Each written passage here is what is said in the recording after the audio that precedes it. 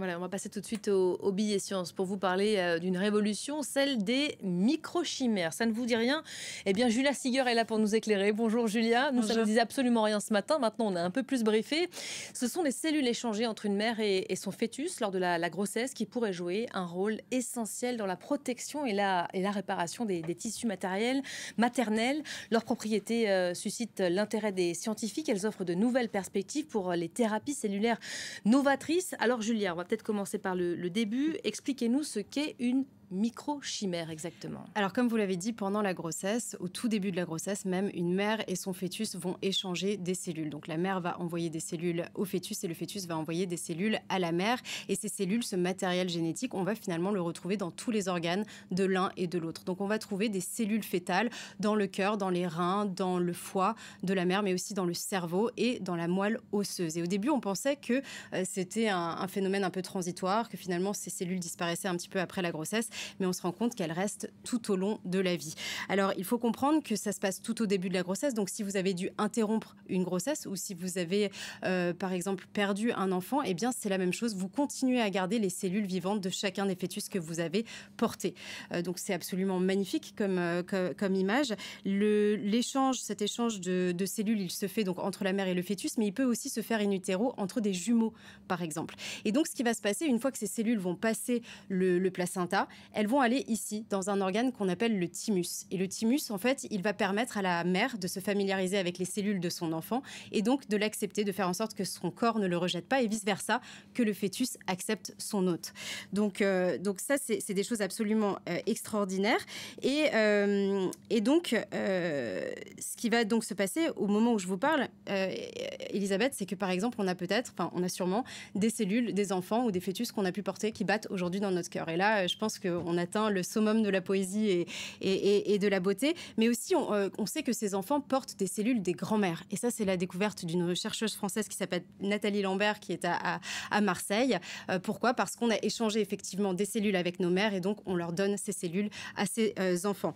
Et donc, si vous étendez un peu plus le concept, on échangerait aussi des cellules avec les aînés qui sont passés par là dans le ventre de notre mère avant nous.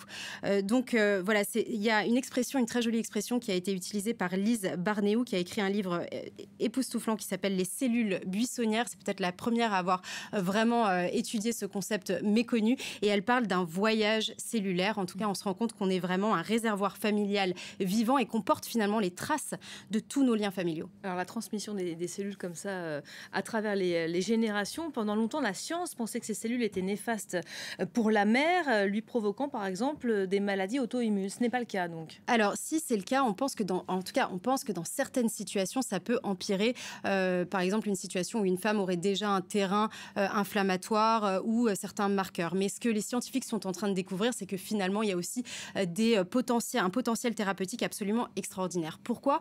Parce que ces cellules sont des cellules souches pluripotentes. Ça veut dire quoi ? C'est comme si elles étaient neutres et qu'elles pouvaient se spécialiser. Je vous donne un exemple. Si une femme enceinte, par exemple, se blesse, eh bien, sa coupure va créer des cellules inflammatoires et ces cellules microchimères, elles vont être attirées par cette zone. Elles vont donc migrer à l'endroit de la coupure et elles vont se spécialiser. C'est-à-dire que si elles ont besoin de devenir une cellule de la peau, elles deviendront une cellule de la peau. Si elles interviennent au niveau du cœur, elles deviendront une cellule cardiaque. Si elles interviennent au niveau du rein, elles deviendront une cellule du rein et ainsi de suite. Donc c'est absolument extraordinaire. Elles vont en fait avoir un effet spécifique là où elles sont appelées à intervenir. Pourquoi ça va être une révolution ? Tout simplement parce qu'aujourd'hui, ce qu'on fait, c'est qu'on prend des cellules souches embryonnaires, qu'on les prend dans le laboratoire et on les rend spécifiques, on les différencie. Ensuite, on les remet dans le patient pour qu'elles puissent intervenir. Là, c'est le corps qui le fait tout simplement naturellement. On les étudie depuis longtemps, ça fait des décennies même, vous nous dites. Pourquoi on se rend compte seulement aujourd'hui de ce fort potentiel ? C'est une très bonne question et en fait la réponse c'est que ça va tellement à l'encontre de ce qu'on imaginait, de ce qu'on pensait comprendre du corps humain que les scientifiques ont eu du mal à l'accepter. On a tous fait les cours de bio, on va y revenir, mais avec la fameuse... On a quelques restes, cellule... je sais pas Gauthier, mais...